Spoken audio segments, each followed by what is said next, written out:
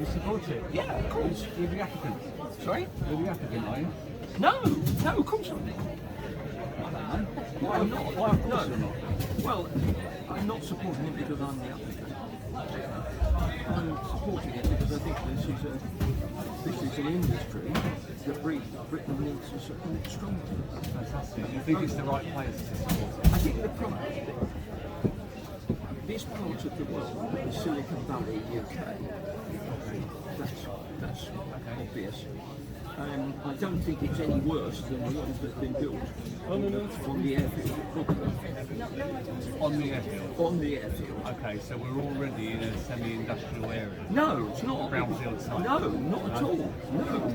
It was area of outstanding natural beauty. And it's on the grass of the airfield, stopping the airfield from operating in some window. So you think in the centre of Holyport?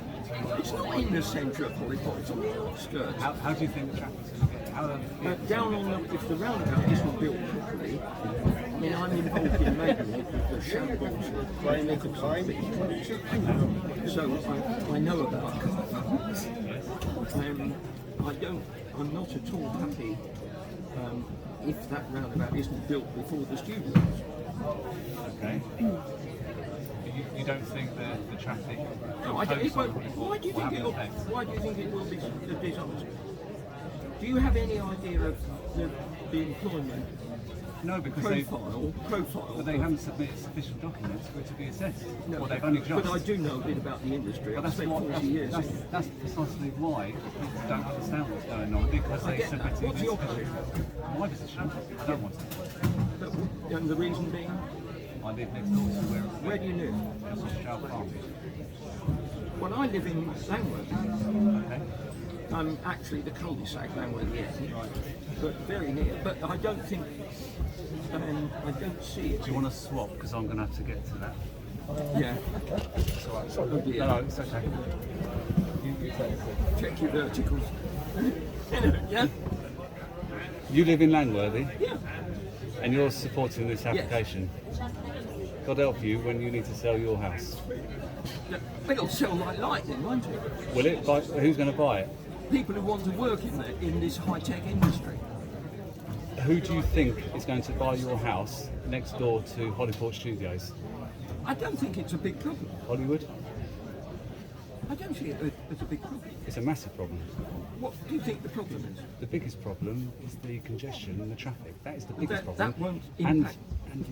And the imposition on Greenbelt. 98% of Maidenhead's Greenbelt, we've got to give some of it up. You don't think we've already given enough of it up this No. year, last year? No, I don't. You don't? We're even reluctant to allow the golf course to turn into a decent housing estate.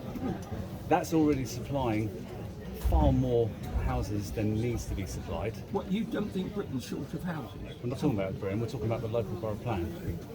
We are already over allocation, yeah, having given up far more Greenbelt than we need to, and you don't think we've given up enough? No, well, I'm not saying we haven't given up enough.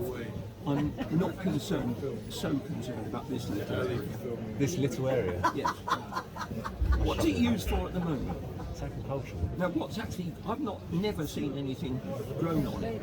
No, there are crops on it. We walk the dogs on it on a daily basis. Okay, I've certainly never seen any cattle or anything. It's an open space. But I have lived in Holyport, probably longer than you have. I suspect you're right. Because I moved in 69. Yeah, I wasn't born then, so which is why I know you're right. I haven't lived here all of the time, but I have been in Holyport again for in Langworth for 20 years.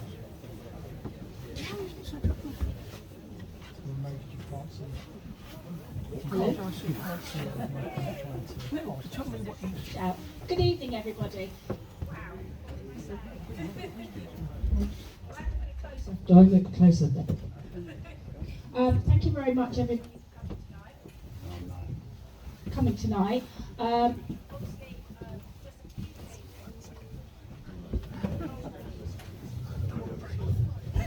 Some years ago, she's not saying anything particular. God, say that. Sorry,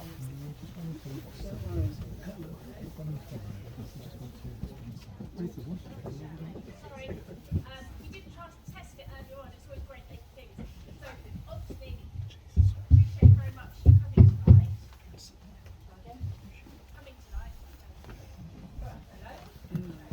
coming tonight. But obviously, the first thing I would just like to say, please keep the fire doors and everything free. Obviously, that's quite We can't hear.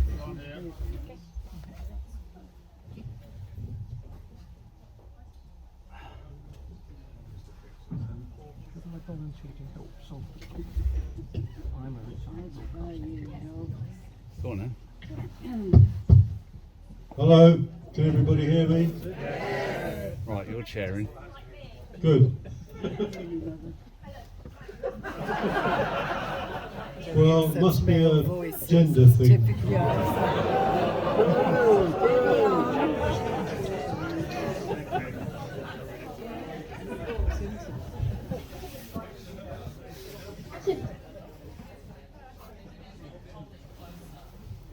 Hello?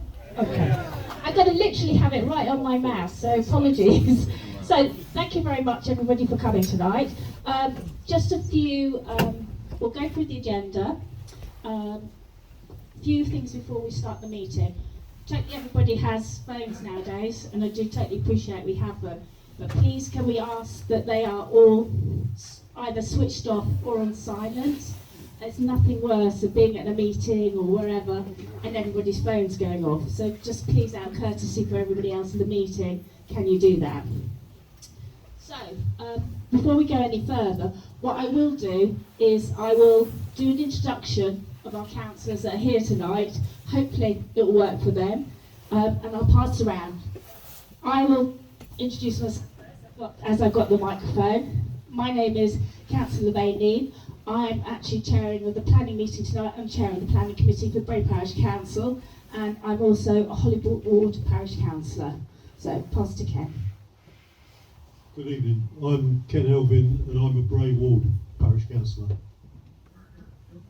Evening everyone, Brian Ingalls, I'm the Deputy Clerk of Bray Parish Council. Nick Pullew, I'm the Dedworth Ward Councillor. Good evening everybody, I'm Suzanne Cross, I am a Bray Ward Parish Councillor.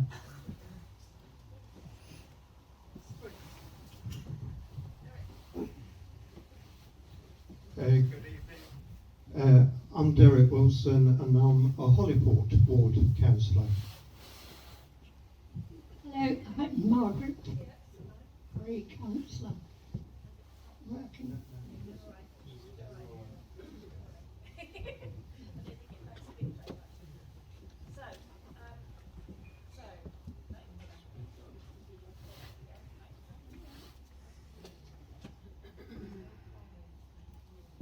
This time it really has.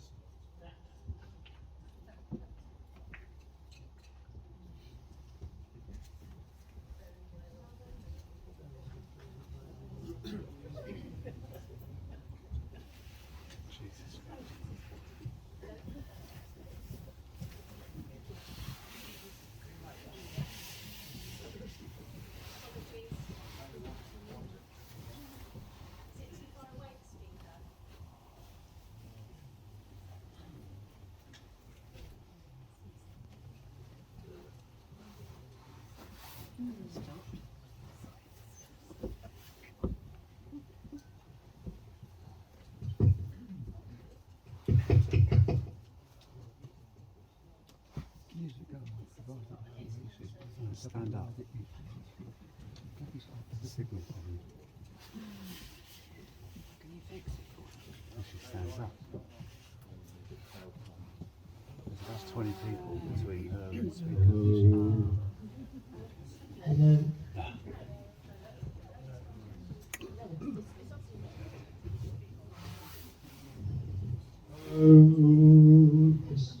Hello, good.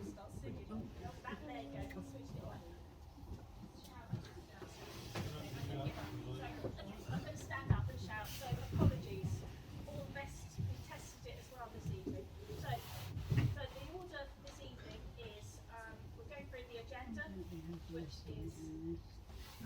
health and safety, as I've asked, please keep the fire exits free. You can see the green exits. Please, if we do have to leave the building, far away as possible. Apologies for absence of declarations of incidents. Apologies from Councillor Glover, Graham, Marsh, Okay, thank you very much. So this evening we're going to listen to one application. So I'll read it out what the actual description is. The Proposal is an outline application for access only, to be considered at this stage with all other matters to be reserved for the demolition of existing agricultural buildings to create new film and TV studios, including sound stages, ancillary offices, virtual reality studio, storage and warehouse, workshops, specialist studio facilities and outdoor film backdrop. The creation of a new park incorporating hard and soft landscaping, green infrastructure, sustainable drainage systems, new cycle pedestrian facilities, the provision of new cricket pitch and associated pavilion with new cycle pedestrian access routes, together with supporting infrastructure to include a long-stay car parking, cycle parking, boundary treatments, waste storage, substations and new access roundabout vehicle route. Lot of commas in there. So that's the application we're discussing tonight. And I have to say, thank you very much again for everybody turning out. We really do appreciate it. And thank you very much to the community for all the letters to people to make sure we're aware of it. So how the format is going to be tonight is we're going to split it into two. Councillor Lou is going to do an overall summary of the application. We've got some slides to show hopefully will make it a bit more interesting. Then myself, I'll do an impact, some key things I think we should be discussing and looking at. After that, we've got 5 residents who put forward that they want to speak. What we will do is we will go through, there's one resident who's just as a general, has a little background knowledge on studios, and then 4 others. Because we're a parish council, we can decide our own agenda and how long people can speak. We've given all the people 3 minutes. So you are aware, we did invite the applicant, but unfortunately he couldn't make it. They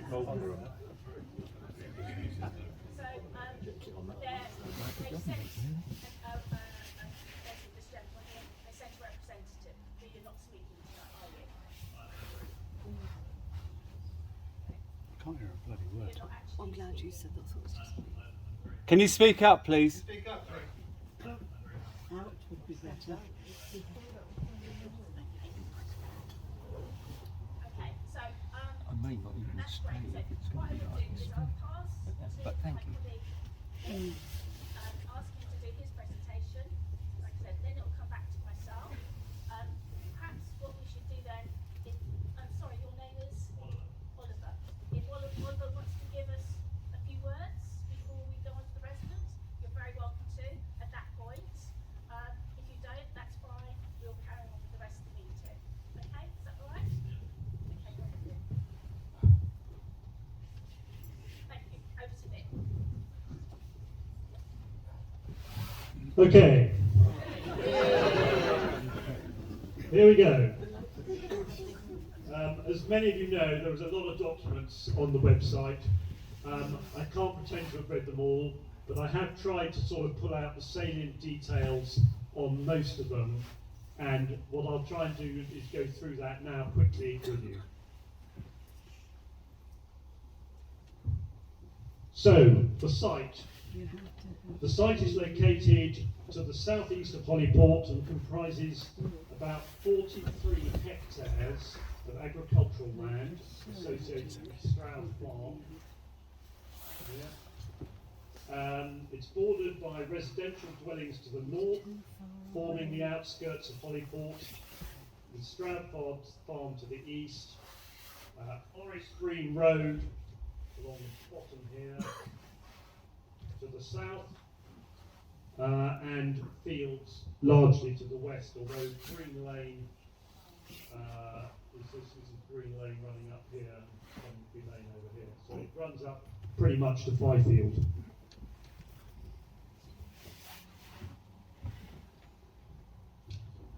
It's split mainly into 3 parts. The first part down here is basically 8.46 hectares.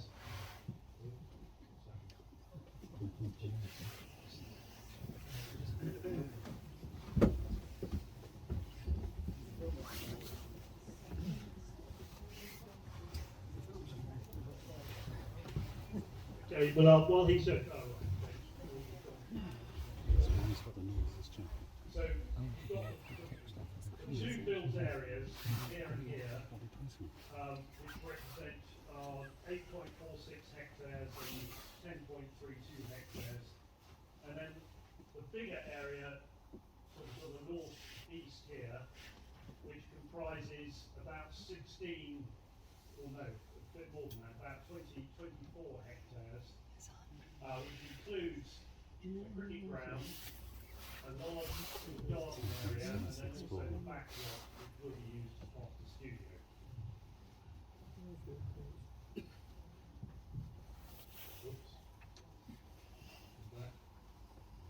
So, the main access to the site is from Forest Green Road, down the bottom here. They're proposing a roundabout on Forest Green Road. There it is in sketch form, but you can see it's been pushed slightly out of the road.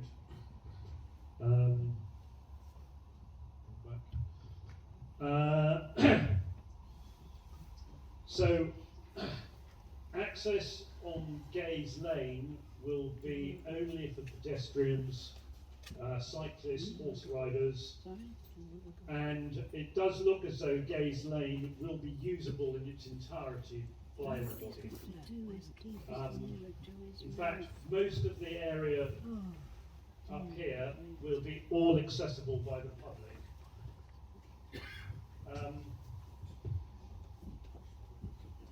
Okay, there are some footpaths that are being lost. These ones here. But there will be new footpaths that they're going to introduce round the top and round the south, round the bottom. Or in fact, you'll have to go along the road a little bit and join up with that one. So there will be some footpaths that are lost. They are also committing to put in 1.25 million for the creation of new pedestrian and cycle access routes to the north of the site, up here, and as I understand it, for supporting Holyport College, getting the kids to Holyport College safely.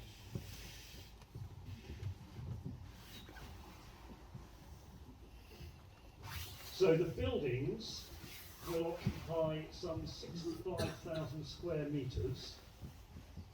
The car parks, there's, my big multi-storey car park here, and I think another car park in the that's another 18,000 square metres.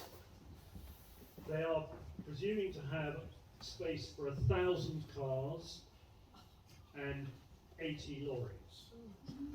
So that's quite a lot of transport coming in and out. Remember, we are talking about access. But if 1,000 cars have got to get onto that site, that's quite a lot of traffic on Forest Green Road. It's interesting to note that 20% of their car parking spaces will have electric vehicle charge points.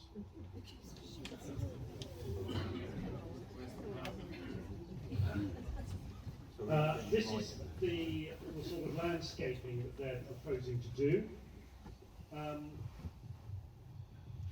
The nature park, the nature park, which is sort of this bit here,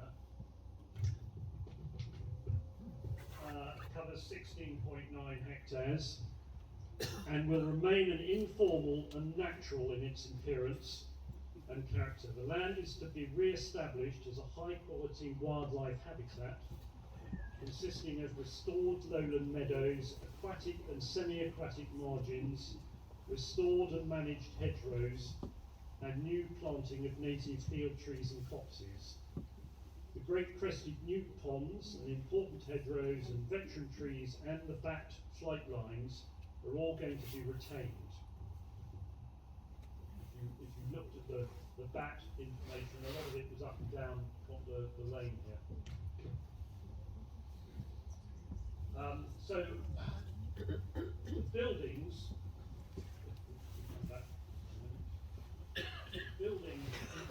all have trees and stuff around them. And the concept from the developer is that the buildings will be well screened. Obviously, the buildings go up to 21 metres, I think, here.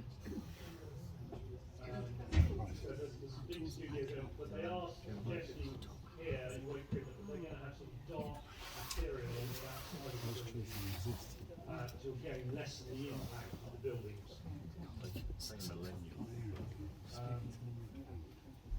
So these are some pictures along the road. So can you keep the mic near to your mouth, please?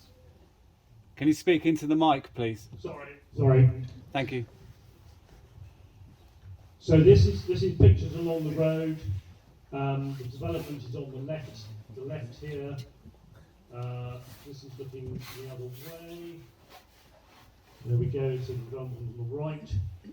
And the final picture that I've got here. It's going to come. Sorry. Final picture. So that is where the entrance is going to be. So this is Green Lane coming up where I was standing here, and the entrance is going to be sort of where those bollards are. Okay, so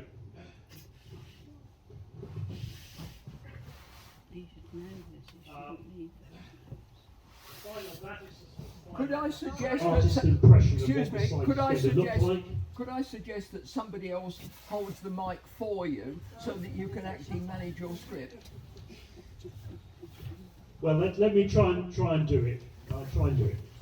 So, when I looked last night on the website, there were 109 individual objections, and also 3 from the big community groups that we've got: GAFCO, the Holyport Residents Association, and the East Berks Ramblers Association.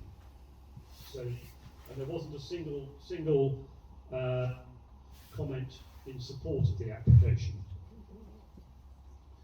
It's also worth remembering the applicant sought pre-application advice in August 2022 and was told that the site was green belt and could only be approved if very exceptional circumstances outweigh the harm to the green belt.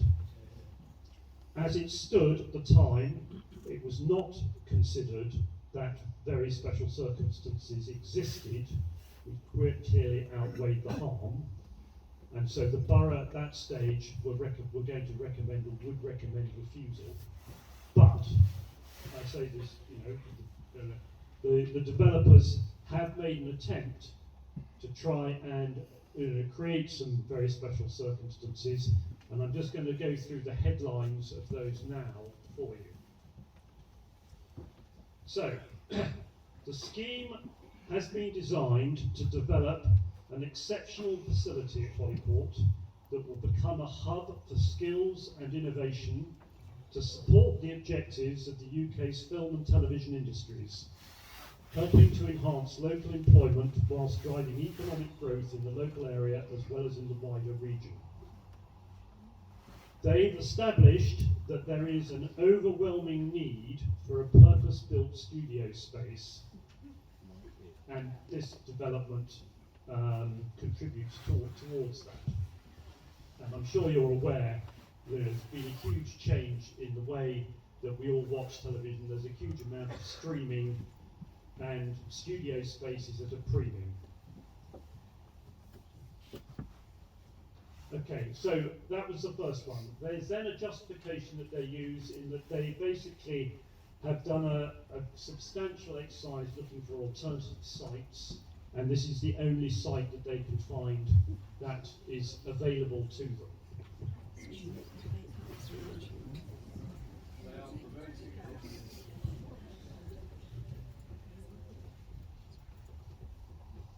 Okay, the third one is there's a fairly substantial investment in the local community and local economy.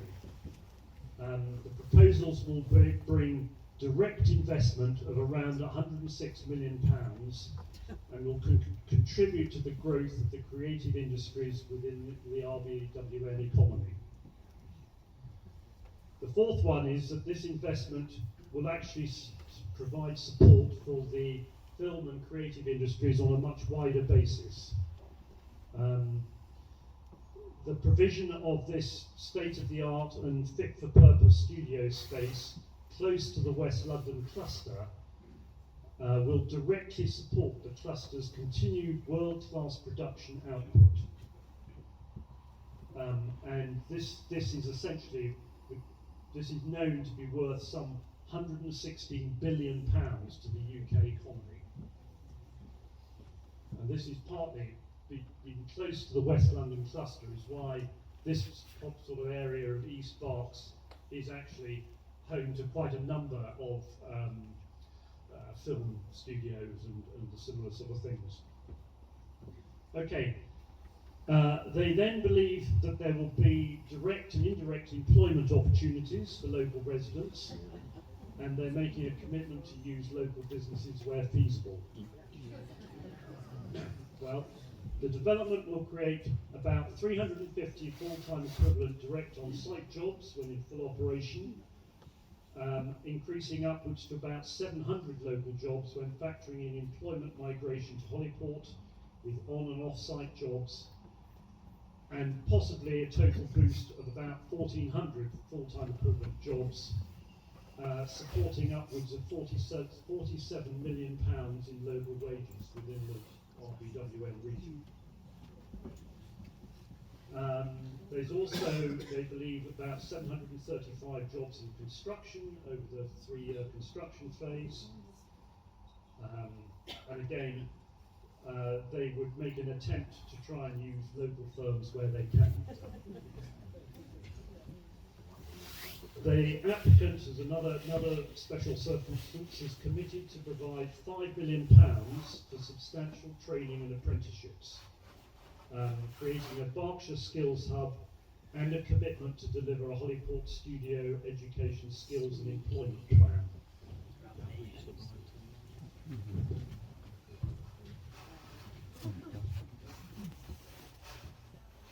Okay, then I showed you the landscaping slide. The argument that they make is that that is going to provide a biodiversity gain over the fields that were there before, i.e. to be a wider range of habitats that are available. So enhancing the landscape, doing their best to minimise the visual impact of the buildings is one of their other exceptional circumstances. Finally, you may have seen they're offering a cricket pitch for use by Holyport College as well as by other local clubs and societies. I won't say more on that. So just to summarise, the developers maintain that the harm to the openness of the green belt will be reduced by their sensitive landscaping and screening of the buildings, and that the economic benefits to RBWM, the local people and the wider region, coupled with the public access to almost half the site, the biodiversity net gain, cricket pitch, all of these provide sufficient weight to overcome the reduced harm to the green belt for the overall site. So, back to the vein. Did you hear any of that? It's about to get shut off again. Somebody stands up.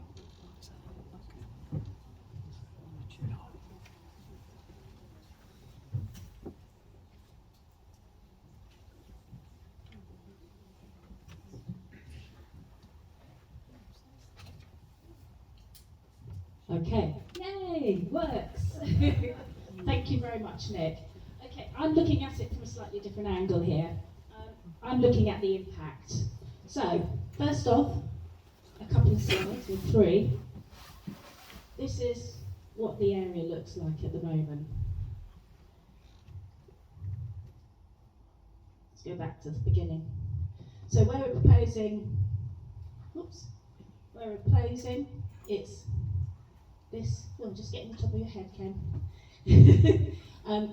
This is the area, I think it's this here, isn't it? It's this area here. So you can see Money Row Green, Holyport, and Forest Green Road houses here. Oops. This one is looking at it from a different direction. This is looking, apologies. This one is looking at it from Money Row Green way. So this is Money Row Green looking across. And as you can see at the moment, it's all lovely green open land. Trees, fields, all the way over to Byfield. Oops, oh gosh, sorry, apologies. Shaky hand here.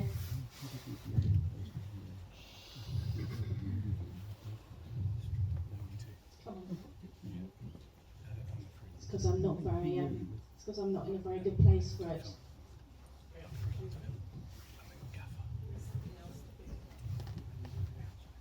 I'm trying to do it so.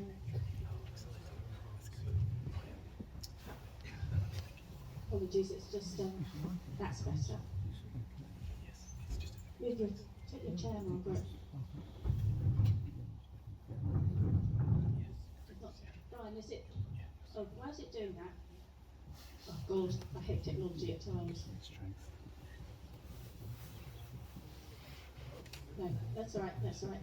Just leave it for a moment. I think it's just because it's starting to twist. Anyway, it's a lovely view of Greenbelt.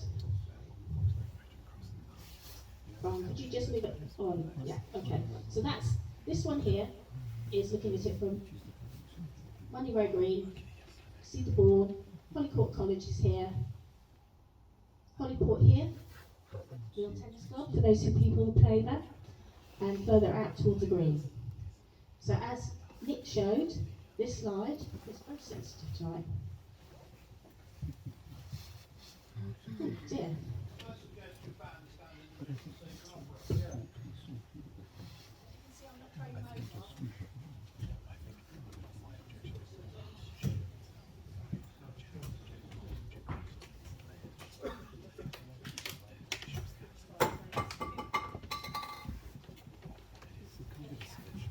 Apologies. Okay. Do you want to get it back? Could you get it back, please? Is that all right, Brian? Yes, no?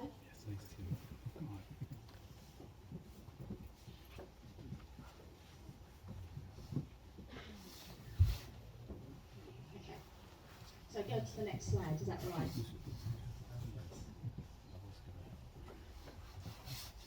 Get to the next slide. And the next one, I think we've seen those quite a lot. So as Nick showed this is the area.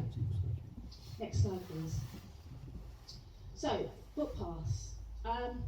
Not just one footpath, it's many footpaths that are being lost.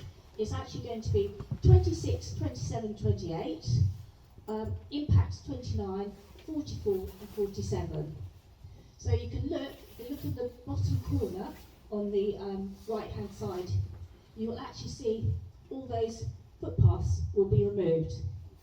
And the solution is to actually put the footpath around the roundabout. So you'll lose all those, because you obviously can't go into the actual area, you won't be allowed to walk through, so the whole area won't be allowed on the left hand side, but you'll have a footpath around the roundabout.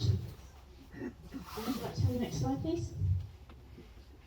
As you can see here, this is the entrance with the multi-storey car park. So when the footpaths currently go through the fields, you will have a footpath, which is a dotted line, going round the roundabout. That will be your sole footpath. I'd like to keep this slide up for a moment, if that's all right, Brian. And while we've got this up, we'll talk about traffic. Obviously a big bone of contention. For those of us who live around here, know it's not very good. And those who also have been around here recently, the Drift Road is shut yet again. So the traffic down Forest Green Road is a nightmare. It's like an ongoing traffic jam at the moment, and I'm sure most people notice that. So the option to get to the site from the M4 will be either junction 8 and 9, and they'll either go through Holyport on Ascot Road, down Forest Green Road past Holyport College, down Forest Green Road, over the one-way bridge, down that road, up the brow of the hill, into a roundabout. Sounds great. But of course, one of the big problems on Holyport Green is the fact that it's very, very narrow. Now, I should remind the developer here, the land around there is Bray Parish land, and it's private land. So the likelihood of the parish council line that to be developed for extra traffic, I would say, not very good. So therefore, if they can't get through on that way with their big HGV lorries, they'll go M4, Windsor Road, down Holyport Road, then through Money Green, through here, down to the end, turn left, Forest Green Road. Or the other alternative, if they're coming from London again, they'll come M4, Junction 7, down Maidenhead Road, Windsor Road. Now, for those of you who know much about the borough local plan, will know there's a lot of development going on at that end of the Windsor Road. 450 houses and a school. So great, you're going to have an extra traffic going through there. You come by there, turn down Oakley Green, Water Oakley, that road, down there, past Bray School, past the cricket ground, into Forest Green Road. So the traffic impact the area is immense. And as Nick said, they're forecasting parking for 1,000 cars. That's not little movement. 1,000 cars with a 420 car capacity multi-storey car park. Also as well, 80 lorry parking spaces. That's a lot of lorries. So that was just wanted to note. Obviously, I think a lot of residents have said about HGV restriction. Sadly, I wish it could be we didn't have any HGVs, but it is for access only. And because if this site gets developed, they will have access to it. So I'm afraid, even though we wouldn't be able to use that reasoning as I'm not having HGVs coming this way. Okay. So, next one please. So, this is Forest Green Road in the applicant's eyes. So Nick kindly earlier on took some photographs of Forest Green Road. This is what it would look like in the future. Now, that screening has to be natural screening would not be that way. It would have to be fencing behind it, and obviously to make it secure. Now, I have to question the roundabout looking like that. Worked enough with highways to know for that amount of capacity and for HGVs, you would not have a little roundabout with flowers on it. It would be a big roundabout, it would have lighting, and it would not be anything like that at all. I also have to question as well the placement of it. Now, for those of us who live in the area, know fine well if you're coming from One Year Green here, up Forest Green Road, you're coming up a brow of a hill. Great. Just before an S-bend, you stick a whopping great roundabout. That sounds sensible. Absolutely mad for accidents. And as it is, we have traffic coming out of there at the moment, and there is accidents already. Those who live there know we have accidents at that area. It's a notorious area. Okay, next one please. This is example of building styles, and it was more, they're saying they want to make it fit in with the area. So cladding would be wood to make it so it's not such an impact, etc., etc. Okay, next one, thank you. This one I had a little bit of fun with, and I hope those who are visual like me will guess it.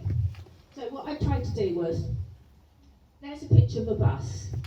The bus size is, using meters, it's 4.95 meters. So for a 21 metre building, you would have 4.2 bus meters high. So you've got 4.2 double-decker buses on top of each other. That will be the height. As you can see, the buildings at the highest are the dark navy blue ones. So very much on that corner there by Oak Tree Farm, and also at the front here. Then you go down to 18 metres, which is 3.6 metres, 3.6 buses high. Then onto 12 metres, 2.4 buses high. Ooh. And then down to 8, 1.6 buses high. So the whole area, we all love the double-decker buses. That is, height is dreadful. I mean, I really don't understand how the applicants say that doesn't impact the openness of the greenbelt. I really don't know.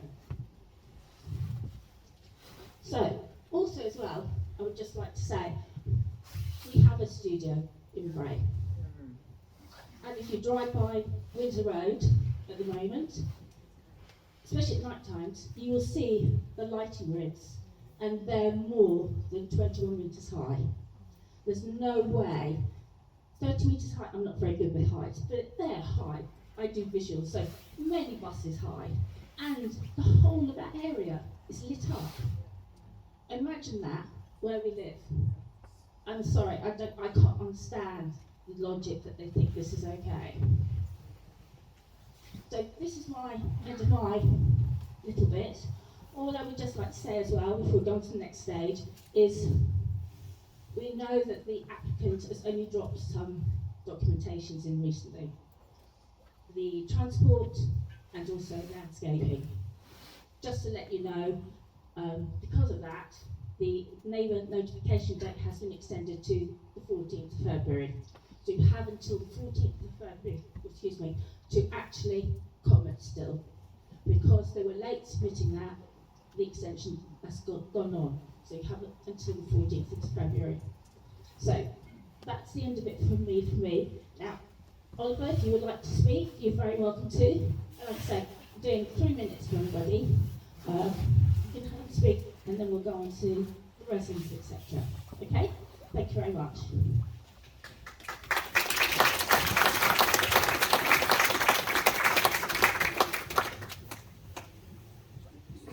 Hi, so I'm Oliver Alton from Graystoland, and we are the people who brought forward this proposal. As a company, we try and meet national needs, and that's across multiple different sectors. So in this instance, we're trying to meet the national need, which is for new film and TV studio space. And as an industry, the sector has done incredibly well over the last few years. Over the last decade, its proportion of the UK's economy has doubled from about 0.5% to almost 1%, and that growth is expected to continue. And in the next 5 years, the sector is expected to increase by 20% compared to the UK economy. So it's a massive growth sector. It's a fantastic sector because it gets lots of inward investment from international investors. And in particular, this economy has been centred in the southeast of England. So not just the southeast, but in particular a cluster in West London, which is where we are today. That means that there is a massive amount of talent in this region. It also means there are existing sites, and this leads to the conclusions within the industries that to expand the sector, the growth has to occur in a similar region. And as a region, it is incredibly well connected, the road, rail networks, and its proximity to Heathrow. And so, as a company, we have identified the need to expand in this region. In terms of space, there is a requirement for scale, which doesn't owe itself to existing brownfield sites, industrial sites, but also just in terms of the economies, it makes far more economical sense to develop greenfield sites, and that can achieve the quality of studio space that is at the moment allowing the UK to compete and is in the top 3 countries globally for film and TV. So there is a huge national argument, and thank you for going through the figures. We believe that these provide us with very special circumstances. A lot of this will trickle into the local economy. There'll be new jobs created locally. There'll be direct investment into the local economy. But I think what we are proposing as well is local benefits. So we've gone through the new nature reserve, which will be publicly accessible. We've redirected the footpaths and created new footpaths where we've had to remove existing ones. There will be a £5 million fund for apprenticeships and training schemes for local people to help them get into the sector. And also we're proposing a new footpath linking Holyport College to the village of Holyport, and that was in reaction to reports that 2 students have been hit by cars in recent years. So I appreciate that it's difficult for local people to feel like they're benefiting from these nationally significant schemes, but in terms of the benefits that we're hopefully providing locally on top of the national benefits which we're contributing, and also I think just the technical work that we've done, we have worked as hard as possible to ensure that the adverse impacts are mitigated as much as possible, and you can see that through the technical work. I'm happy to answer any questions on that, but you can access the technical work that we've done on the planning portal online. Yeah, any further questions, I'm very happy to answer them.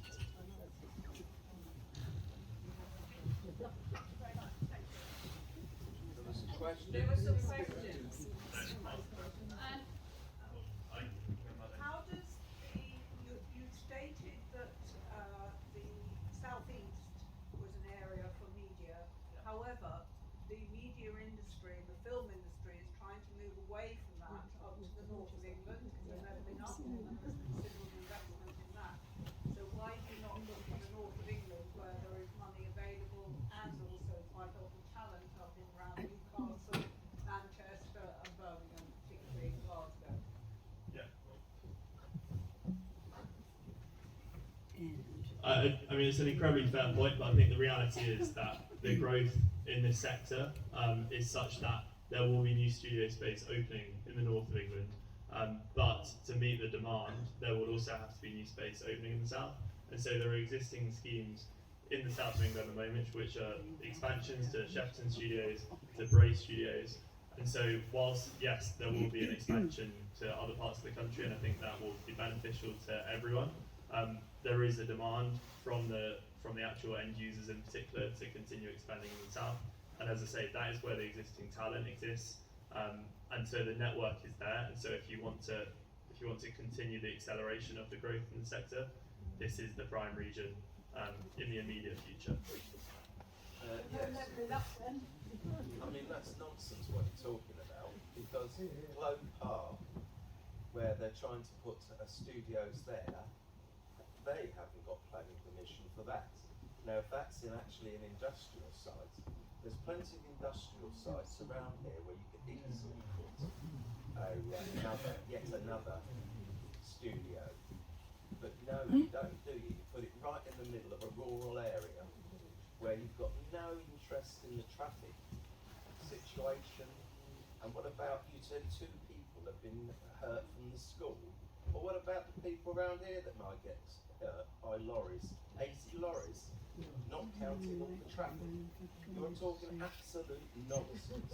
And it's about time someone here also said that was the correct. Because everyone else thinks it's nonsense. Yeah. No, I support you. I support you. Our local councillor. Yeah. Well, why aren't you speaking? I am. And what are you going to speak about?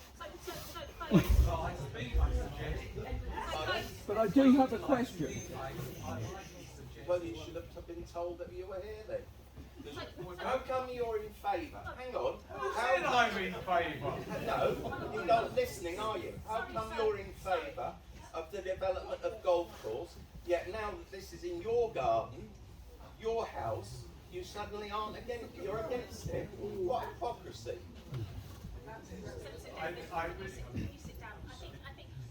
What do you have to say? Sir, I do understand, but David is up to speaking later. So, Oliver So we've actually allowed him to speak, and you're getting ad hoc questions from it. Obviously, to make use of it, I think I don't want to take away from David, Leo, and other people who are asking Hannah. She's speaking. If they want to speak, they are speaking 3 minutes. So if you could bear with us, so we can just do questions for the applicant now. That would be great. Thank you. No, I think. So that lady at the back, and then that gentleman I over can there. provide a brief response, but I think. Okay. Sorry, apologies. That lady there, and then that gentleman there, and then that gentleman at the back. Is that right? Yes. I'm interested to know which brownfield sites you looked at and considered. So as a search area, we searched across not just in the immediate locality, but across kind of West London. There's the golden arc of film studios, which starts north of London and comes around to here. And so this search process happened quite a few years ago and didn't look directly in Bray specifically. So I can't name any brownfield sites, but we had a very wide search area which resulted in this site. Okay, that gentleman there, and then the gentleman at the back who's got his hand up at the moment.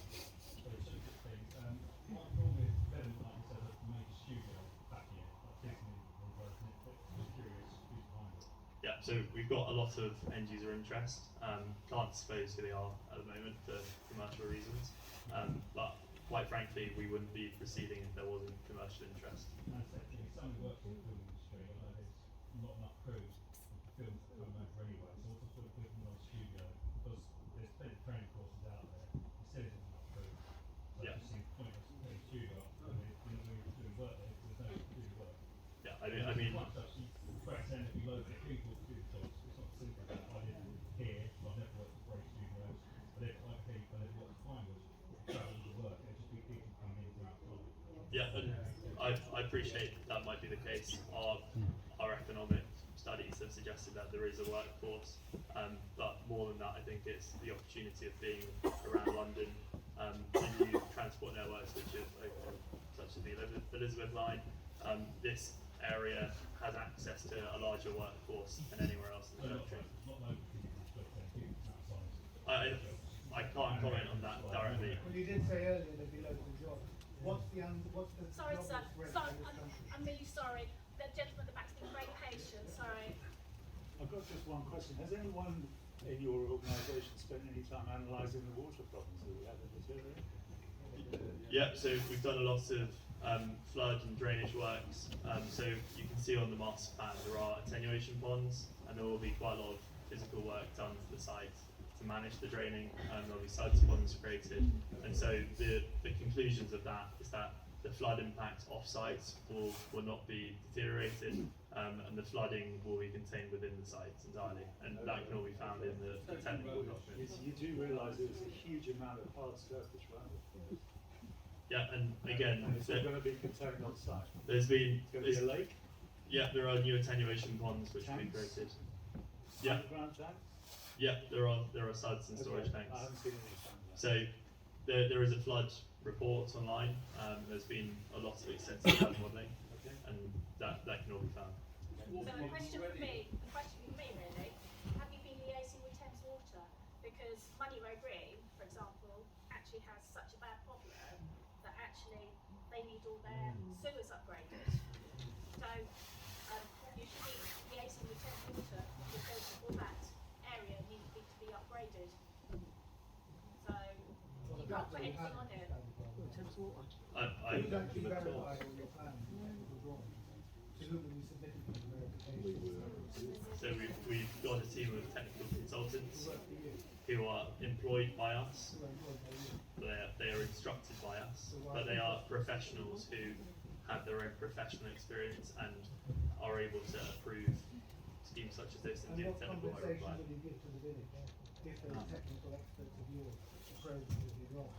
So I think ultimately the planning system decides on that, and so the council have their own technical experts who will study and verify the work that we produce. And ultimately, if our flood work is deemed to be unsatisfactory, then the scheme will not be approved as So it it is. hasn't been verified independently. Well, that's the purpose of a planning application. Okay, so this lady here, and then I think we finish it here if that's all right. I just wanted to ask, are you having a anything about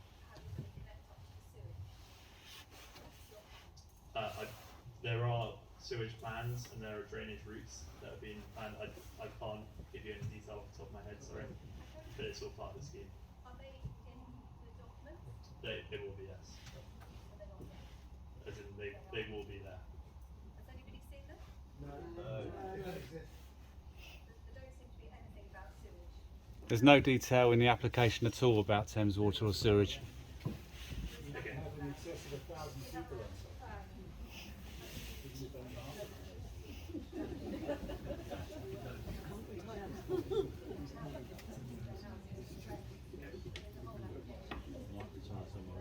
So as part of the application, there is a consultation with the water authorities, and so either there will be a detailed chapter about that in the flood and drainage report, or it is part of the consultation process that you get it from them. Okay, I can go back and look it up.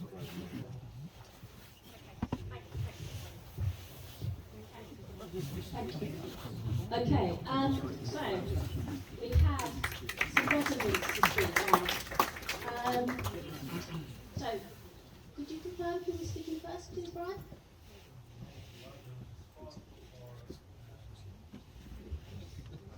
Oh yes, that's right. Yes, so this gentleman... oh, he's not here. Oh, or is that him here? Yes, yes.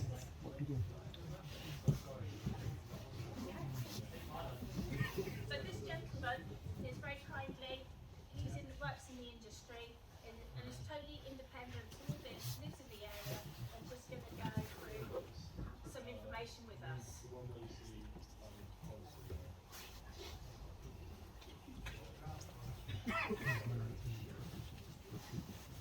So just to confirm again, 3 minutes? Yeah. I'll wait till you get, once you get the program up. Okay, hello. I didn't realise there'd be this many people. I just want to preface before I make any comments, and I'll be as brief as one. I'm going to mainly just talk about access rather than anything else, because I thought that's what we were talking about. So I moved into Forest Green Road. I live very close to that new roundabout that would be there, just to point that out. My partner and I, we saved up a lot of money and we worked in the film industry to do so, to buy a house in Holyport. We looked everywhere and we found an amazing cottage, and it's been like one of the best places we've ever moved to, and it's amazing. And it's our first home, and it's brilliant, and we love it. And the reason we moved here was because it was semi-rural, it was away from London, you know, it was really good. So we absolutely love living there. And I'm at a little bit of an odds between film studio, which is things that I work at, even though I'm freelance, and also having one right next to my front door. I'm just going to talk about access only briefly, because I think that's the I can talk about light pollution, generators, backlots, all of that stuff. If anyone wants to ask me a general question about like heavy machinery and things that happen after the construction of a film studio, so building sets and how loud that can be and pollution and all that stuff, come ask me about it. I won't get into detail because honestly I could go for hours and hours. So my questions, I have more questions than actual sort of statement. But so as I can see on the plans, this is maybe not the best one. If we do get a plan, it would be great. But there's obviously one site access. So if you look at any of the other studios, Pinewood, Shepton, any of these, they all have to have multiple accesses. Because if you've got lots of heavy machinery, so it won't just be 18-ton trucks, it's things like cranes, and if you look at Bray, any of that stuff, that comes in. So if there is something that breaks down, it could even be a pedestrian car, what you will get is, you'll get lots of backing up of traffic. So, and it doesn't seem on any of the plans that I can see to be multiple entrances to the site. So even if there was a secondary entrance, because where the buildings are, you wouldn't be able to get auxiliary lorries or things in. So you would cause chaos, even if somebody, you know, was slowly walking across the road. So, and what I can tell from the other plans is there isn't any access through the back of the site either. So, can I have that flat one? Is that all right? So that would be my first question, is just the ability for multiple accesses. So if you have a real studio or a different studio, there should be at least several, so that's something that should be considered. and I can't see anything like that in any of this documentation. The second thing as well is Gaze Lane. Obviously, we've probably all walked in Gaze Lane. It's really great. It's got horses, all kinds of stuff. The backlot section here, the grey bit, would the one with the grey would be great. Sorry, the one with the backlot section. Sorry. You would have to access. So this one here, this is great. This is perfect. So in order to go, you go in with trucks, and then obviously you'd have to get access to this grade. I can't see any other access there along any of those roads. So you would have to be constantly crossing Gaze Lane. Now that would be heavy machinery, there would be multiple trucks, there would be lots of things. So if there is pedestrian access through there, I would recommend that you would either put a red light system or something in order for people to be safe. But then obviously that would slow and impede things like that. And would they have access to actually close off Gaze Lane? That would be a question I don't know the answer to, because there would be a lot of foot traffic there, heavy machinery, etc., etc. I did have some other notes, but that's kind of it as well. And also, you have a choke point, so you've got two sites. You've got this main studio site and that site there. Obviously, because of the way that the site tapers, most studios are square and therefore have lots of roads, like a sort of American street, so you can move traffic around really quickly.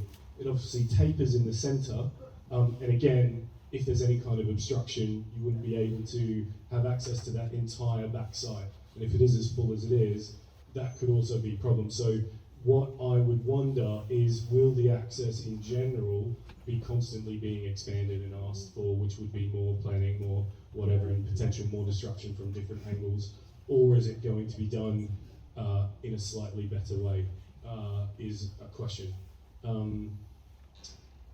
I will just quickly, I think I've probably got a minute, I'll just quickly go through on that so I haven't missed anything.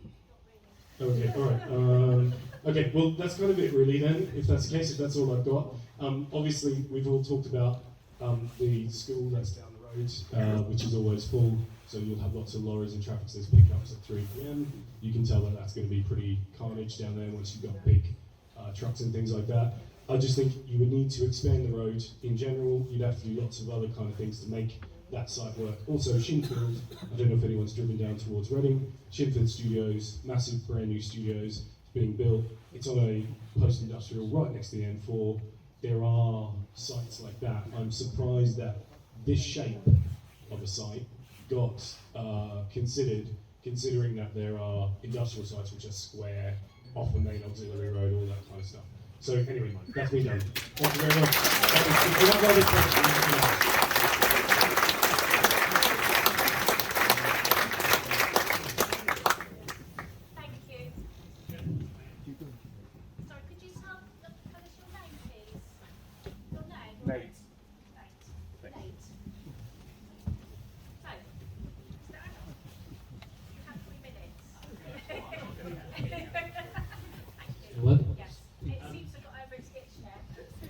I'd like to read a short statement on behalf of Foxy Grove Nursing Home, which my parents own, my brother manages. None of them could make it this evening. Foxy Grove is based on Forest Green Road, near the junction of the A330. We look after frail and vulnerable elderly residents, and from time to time we do require the services of the local ambulance service. When these situations arise, it is imperative that the ambulance arrives as quick as possible, because the situation has already been deemed too critical for the nurses on site to deal with. Anything that impedes the arrival at the time of the ambulance could be life-threatening. Clearly this proposal is going to greatly increase the traffic congestion on Forest Green Road and can only slow down the emergency services response time. The same would apply to the fire brigade if we ever were to need a response from them, which, although we have robust fire procedures, nevertheless requires a very quick response time. Finally, the junction at the end of Forest Green Road, going onto the A330, is a notorious accident black spot. We've had to repair the fences on numerous occasions, and the road is often closed after such accidents, and increasing traffic can only exacerbate this situation. On a personal note, I would like to add to that final point. Access to my property is situated on Forest Green Road, right on that junction. The general increase in traffic and the additional traffic going to and from Holyport College has already resulted in a build-up of vehicles at the junction waiting to turn onto the A330. Due to this, I have to wait considerable time to get out of my driveway, but more importantly, when turning off the A330, have to wait in the road on a blind junction in order to turn into my drive. It's not a matter of if, but when I get rear-ended. And if I'm on my motorcycle, I won't be here to stand and talk about it. Thank you. Very much. Appreciate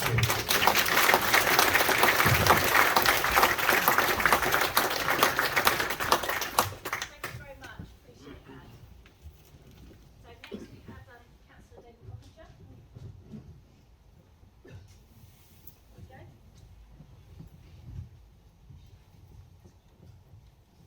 Good evening, everyone. Can you hear me all right? Yeah. Hey. As I think you all know, I'm one of the two borough councillors. Councillor Waters is in the audience as well. Both myself and Parish Councillor Derek Wilson. Sorry. Both myself and Councillor Derek Wilson have been cabinet members for planning. He was at the beginning of our local plan and I finished it. So we have a very good knowledge between us of planning in the Royal Borough. Now I've already made my position very, very clear on social media and in the Maidenhead Advertiser what my personal views are on this film studios. And as I think you will all know, I am totally and utterly against it. Now, I don't intend spending my time just repeating why this proposal is so wrong. I think you've already got some measure from other people why we think it's wrong. But I will say a few things. When we were preparing the borough local plan, we obviously not just looked at housing, but we looked at employment. But we came to the conclusion that we did not need very much additional space for commercial use. In fact, there was only one site chosen, and that was chosen for a very specific purpose. That was next to the A308M, meaning that traffic going in and out there with more heavy goods would be using the motorway, not our local roads. So that was the only piece that was used. So that's the first thing. Now, from my research, and I have done some, and it's great to have that gentleman talking about the industry. I've also spoken to a number of people. We have a number of people other than him in this area who work in the film industry. And I was also very privileged to go around Bray Film Studios quite early on in its change of life. And I asked the gentleman there, who was running the site at that time, he may still be for all I know, I said, how many local people do you employ? He thought about it. He thought about it quite a long time. He said, yes, there's a local cobbler who we use because he's got specific leather skills. I said, anyone else? No. I think that tells you everything. I don't know where all these jobs are going to come from. Now, I would also add, from a borough perspective, and some of you will know this, not everybody, the borough objected to a planning application that was put into Bracknell Forest for the Syngenta site. And the borough objected to that because of the amount of traffic that there would be on the Ascot Road. Now, I occasionally, well, most weeks, I'm going into the town hall quite early in the morning. And getting onto the Ascot Road at the moment is very difficult, doing a right turn out of Holyport. It's not easy. Imagine what it would have been had they built, I'm not sure of the exact status now, but 2,000 houses at Syngenta site, with half of them most probably wanting to use Crossrail, Elizabeth Line. That through Holyport, it would be terrible. And as someone was speaking about the width restrictions, I'm not quite sure the cause, but one gentleman who lives there has had his front of his house knocked down not that long ago with a car going into it. Sorry, David. You've done your 3 minutes. Already? Whatever. I'm against it, and I will support everyone else who is. Thank you.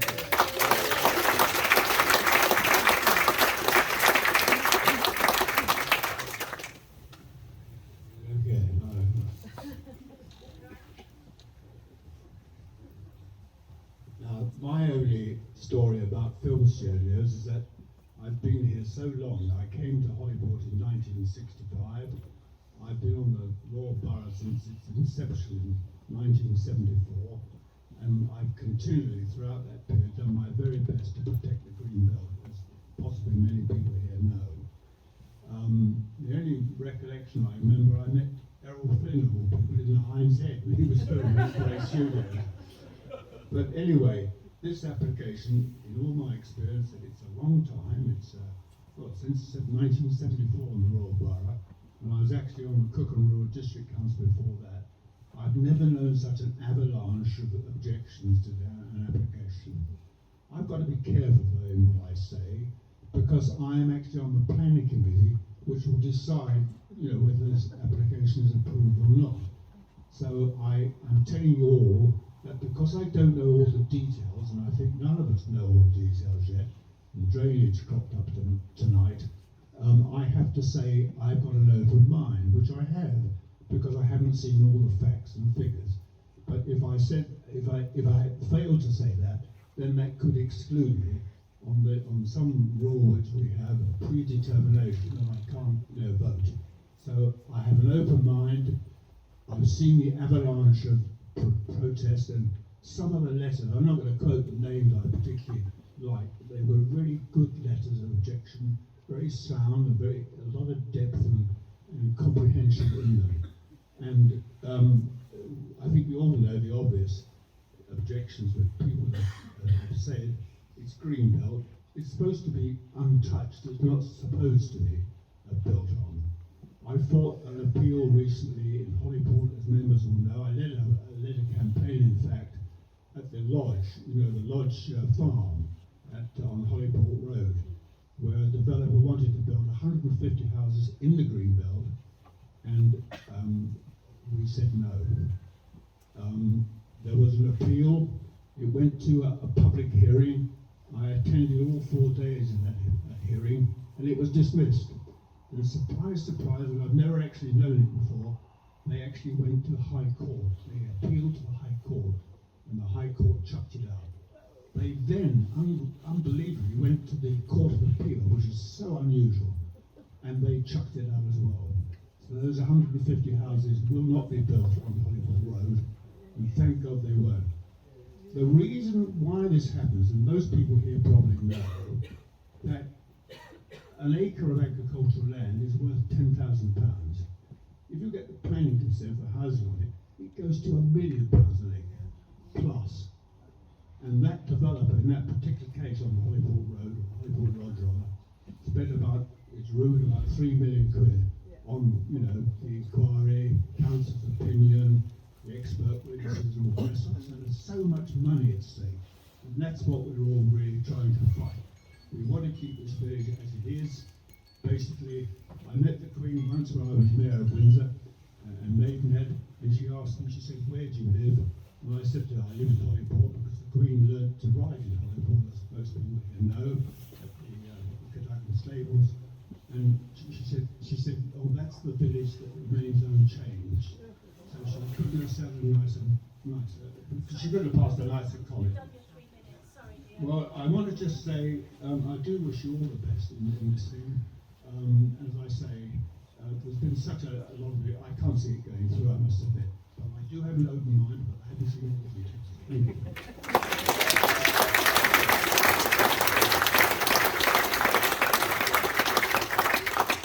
So next we have a member of the public again, and with the surname W, so thank you, Hannah. Good evening, everyone. My name is Hannah Wheeler. I'm a local resident, and I have been for over 20 years. And I feel very strongly about this development. The first thing I wanted to say was I think it was very inappropriate of the developer to submit it 2 days before Christmas, knowing full well that no one would be around to progress the application until after the new year. And it was only, I think, just over 7 days ago that the borough actually appointed someone to look at it. They'd agreed that all the documents had been uploaded correctly, and it was down to members of the public to point out that no, they weren't.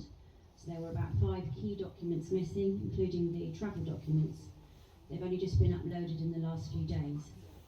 hence why the date has been extended. So please encourage everyone to object. We have until the 14th now. Another point, which is close to my heart, because I am a police officer in my day job, this road and all these roads around here have so many accidents. We really need to make sure that they are logged with the police. Either call 999 or you log them later.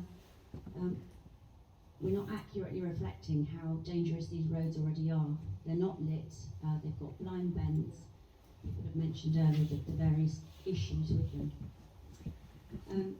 I read the travel plan once it was uploaded, and it completely contradicts the claim of local employment. And I quote, "Each production brings its own team of people, including those from building trades. When each production is completed, these people will disperse." And that is what it says on the actual travel plan. This will come with increased traffic. The majority will be HGVs. There's already a weight limit on that road of 7.5 tonnes, which we know is ignored already. There's been some very fragile fibre laid by Gigaclear that's frequently being dug up by other service providers. So I've no doubt that HGVs trundling along there will cause significant damage. And it also doesn't fit with their other claim that cycling will be promoted, because nobody would want to cycle on any of these roads once the however many thousand cars are travelling along them and lorries. So just to quickly touch on the main issues are highways, the taking away our rights of way. We all walk dogs and ride and cycle and walk, and that will be impossible. The wildlife, I don't agree that just giving a nature reserve that the bats will automatically be able to know that they can only fly around there. I find that very odd. I don't know if bats have been told where their flight path is, but I don't think it's where we think. The light pollution will completely kill off any bats anyway. It's green belt, the clue is in the title. Sewage issues which have been raised haven't been raised properly within the application, and significant flooding. The whole of this area was on the BBC website last week as a serious flood risk, and we know how bad it is. And I'm glad you kept that map up actually. We don't need another cricket pitch and pavilion. There are 3 within a mile's radius of here: Fifield, Moneyrow Green and Bray. And this one looks suspiciously like a helicopter landing pad to me. And I just want to finish off by saying that this doesn't fit with the government levelling up plan that someone mentioned earlier. There are already 5 studios nearby, and they've all been augmented and built up.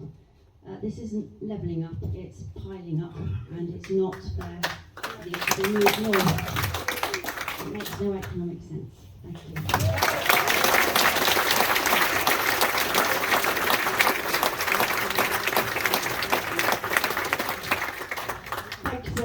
Thank you very much to everybody who spoke tonight. I know, as I know myself, your mouth gets very dry and it's quite hard to do, so really appreciate you taking the time.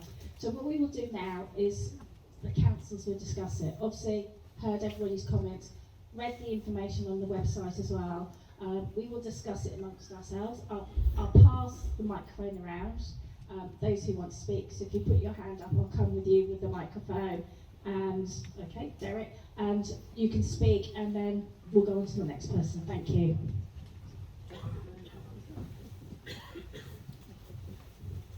Thank you very much, Lorraine. Firstly, I'm totally against this particular proposal in Holyport. It's clearly contrary to Greenbelt, so therefore it is against the Greenbelt policies. It's also against the National Planning Policy Framework, and if we look at the National Planning Policy Framework, paragraphs 137 through to 150, it clearly demonstrates that development shouldn't occur in the Greenbelt unless there's very special circumstances that require it. Now, this site has never been allocated within the local plan. The local plan that has now been adopted by the Royal Borough, there are a number of policies that it can also be refused against. If I just refer to QP2, that's the green and blue infrastructure that deals with the green belt. QP5 is development in rural areas and the green belt. IF5 is dealing with the rights of way and access to the countryside, because clearly they are going to destroy a lot of the bridleways, the footways, and recognised paths. It's totally out of character with the area. Equally, we talk as Bray Parish Council about air pollution, and we actually have had a survey carried out, and policy EP2 refers to air pollution. But one of the other fundamentals that also needs to be considered is the loss of prime agricultural land. This is land that is degraded. There's only so many places that has that sort of specification. This is one of those, along with the greenbelt status. And in my mind, it shouldn't be changed whatsoever. And to say that this is only an outline application for access, it is misleading, and they refer to the fact that it's reserved matters later on. But the fact of the matter is that the increased amount of traffic along Forest Green Road will be significant. And you know, we have a superb facility at Bray Studios already. Bray Studios, we did grant planning consent for them to enlarge. That is being used, and that is sufficient. You know, I think that is purely sufficient. We don't need it, we shouldn't require it, and therefore, you know, I would strongly support refusal.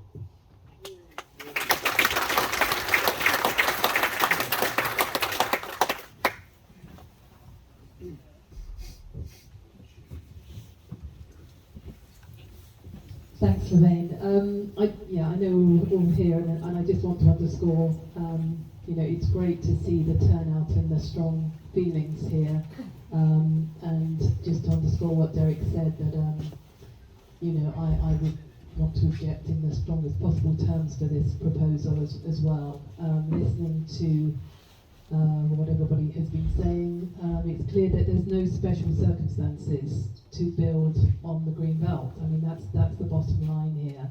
I don't think that has been demonstrated in the conversation here with the proposal that is out there as well. And listening to some of the speakers here as well, I actually chair our Traffic and Highways Committee, and the traffic here, as we know, because we all live around here, is bad already, and the pollution levels are very high, and this is, you know, a rural area, and already in areas around this parish, pollution levels are higher than the World Health Organization levels currently.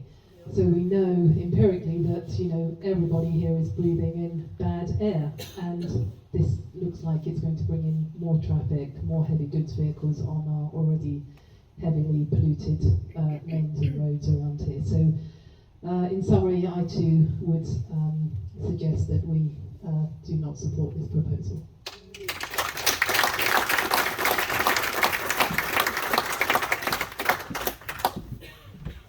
I too am frankly surprised that this application was even, that anybody has spent any time at all compiling this application, which is to look at access. I think that means that any decision would be made on access, and many of these pictures that you've seen could change, because the decision would be only on access. In general, Greenbelt, there are two possible uses for Greenbelt land. Agriculture, well, that's pretty obvious. And the other one's sport, outdoor sport. So a sports field, yes. Agriculture, yes. Anything else has to have special circumstances.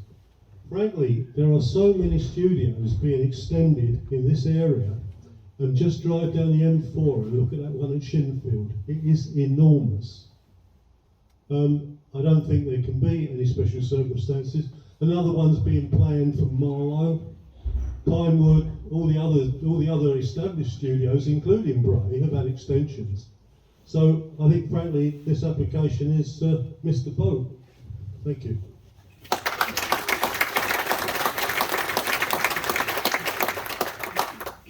Okay, everybody, thank you, councillors. So I put a refusal together as a recommendation.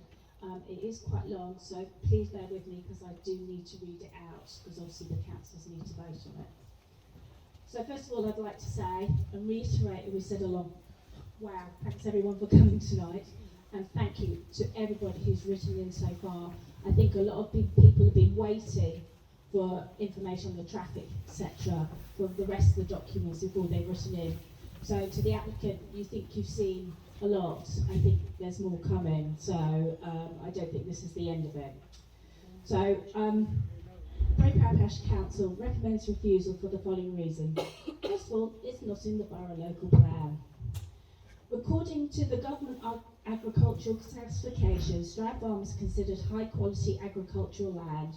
The government sets out to protect the best and most versatile agricultural land from significant, inappropriate or unsustainable development proposals as identified in the National Planning Framework document. Greenbelt. No very special circumstances, in my view, has been provided to justify the destruction of the Greenbelt due to the significant height and mass and thereby the openness of the Greenbelt. Citing not being able to find somewhere else is not applicable for application number 1803725 on the same land as the supposed development for the shooting club, which in theory would be acceptable on Greenbelt, was refused. And that very special circumstance was due to not finding anywhere else. The inspector decided that the very special circumstances necessary to justify the development do not exist. The proposal would therefore be contrary to the aim of the framework to protect the Greenbelt and conflict with policies of the local plan, where they're consistent with the framework. Greenbelt, the parkland area. Application 1900362 to change from agricultural to education. Part of the land outlined to be a park was dismissed again, appeal, due to the proposal being contrary to Greenbelt policies, also policies protecting the wildlife, as well as the emerging plan of the framework. The creation of the parkland would urbanise an area, currently open farmland fields, and a change of use would open the door to future development. There is a mention of a cricket pitch on this land, as there is one but it should be noted there's one behind this memorial we are here, as one as Braywood, and another one is not required. Greenbelt. Closing the gap between villages of Holyport and Fifield, as the boundary for Stroud Farm by Green Lane is actually the edge of Holyport.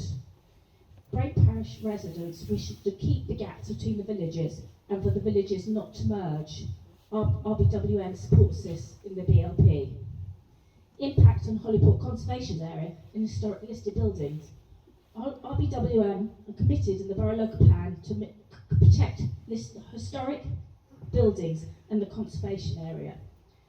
This development is near to the Grade 2 listed building John Gay's house and the conservation area boundary. The openness and trees and setting in the Langworthy Lane with the surrounding trees and lack of vehicular traffic is identified in the conservation document as a positive part of the conservation area. The proposed area is known to flood. In the objections, residents have provided photos of recent flooding on the fields identified for development. As the climate is getting warmer, one of the downsides is that winters will become wetter, so flooding is now a regular occurrence in the future. Money Road Green in the past few years has had issues with flooding. Thames Water has done extensive work to clear pipes, but it's common knowledge that the current Thames Water network cannot take any more development in the area. Understand there is no money available to facilitate a £1 million upgrade. Both Thames Water and Environmental are aware of this application and should be at RBWM consulting for the development if they've not been contacted already due to large size and impact on the area.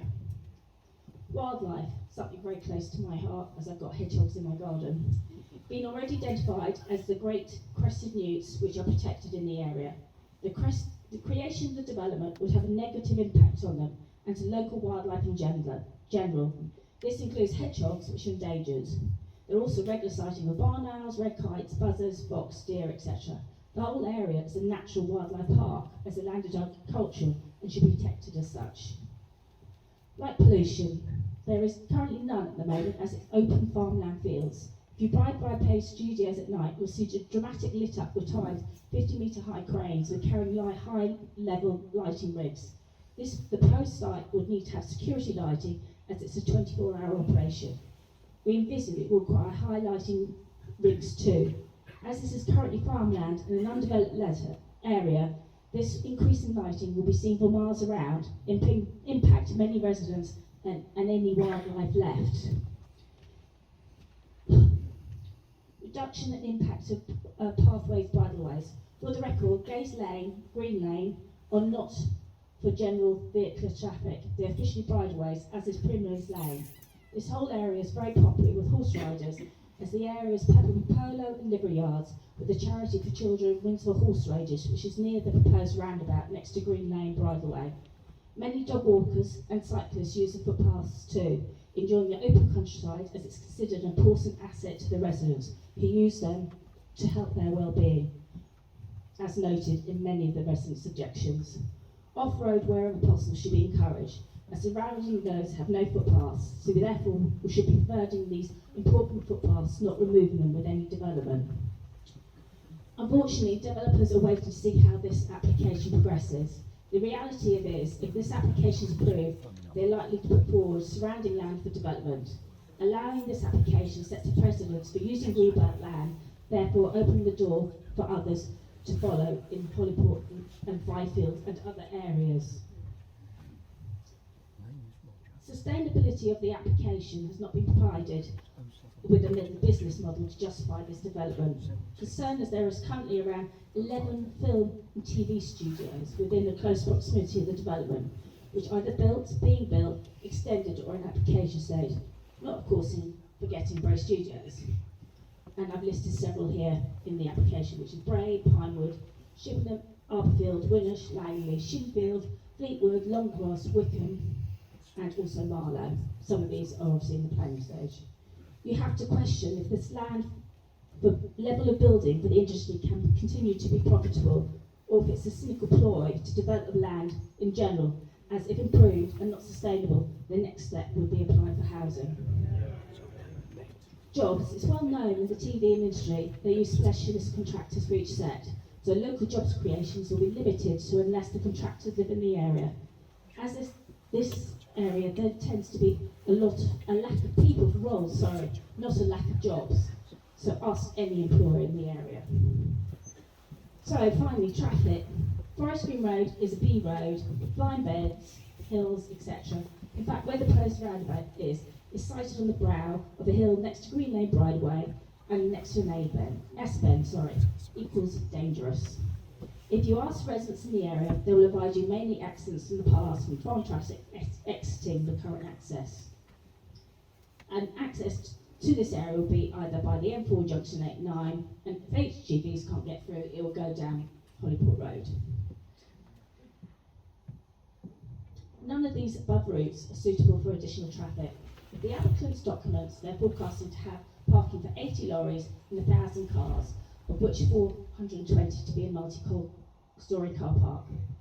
Within the BLP, there is intensive building already planned in the area, which should dramatically impact the traffic of the above routes and surrounding areas. The Triangle AL14 site on Asker Road is set to be developed, and the Jennets Hill Science Park towards Bracknell is currently under consultation for 2,000 houses. If this is approved, developments could dramatically increase the traffic along the Ascot Road into the M4, etc.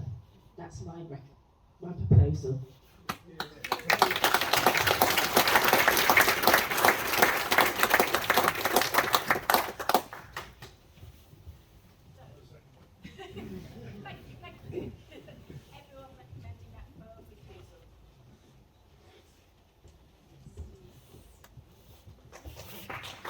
you. Sorry about that. Leave it out. Yeah, of course you can.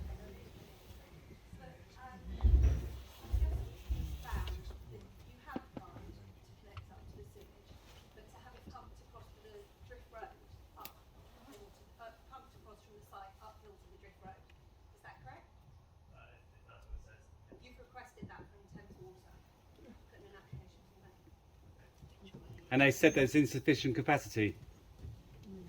Their response was it's insufficient. So did everyone hear that? So perhaps you'd just like to repeat that.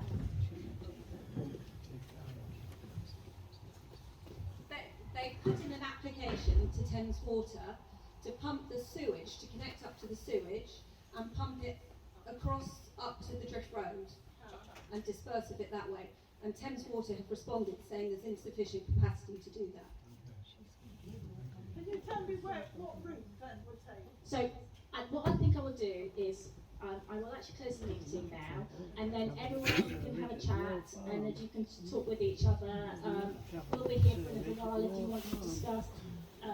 So I have to say thank you so much everyone for coming tonight. I know it's Friday night. Really appreciate your time. Don't forget to write those letters if you haven't already, and thank you very much.